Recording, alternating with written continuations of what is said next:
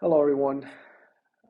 Given that we only have 2 weeks left until graduation, I hope everyone's doing well and managing self care.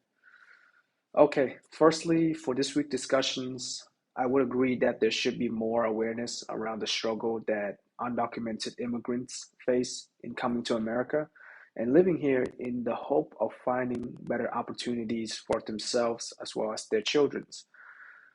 The video about Mrs. Esperanza's case was heartbreaking for me to watch. It speaks the truth about the experiences that undocumented people go through. Also, it struck me to learn about the hardship that this population had to go through during the pandemic.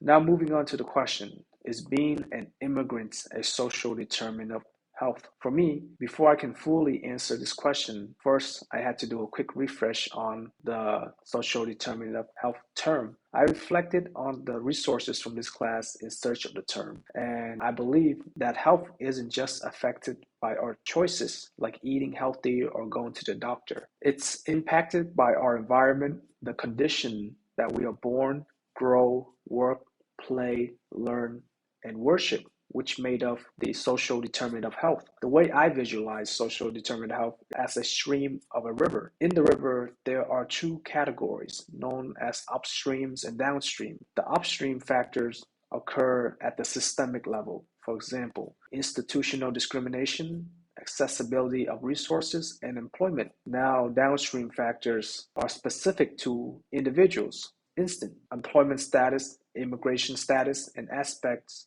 of identities like genders and race. Just as building a dam on the river, the upstream factor directly impact the flow of the river downstream. For example, race does not have an impact on health itself. Instead, systemic racism affects an individual by having less access to healthcare, employment, and education, which in turn negatively impact an individual's health. Now, I'm just sharing the thought process that I went through in answering this week's discussions. In this case, I believe it is true that being an immigrant is a social determinant of health because they face many factors on the systemic level, such as institutional discrimination, accessibility of resources, and ability to access quality healthcare, which in turn affect them on an individual level, like ability to find a job and healthcare given their immigration status.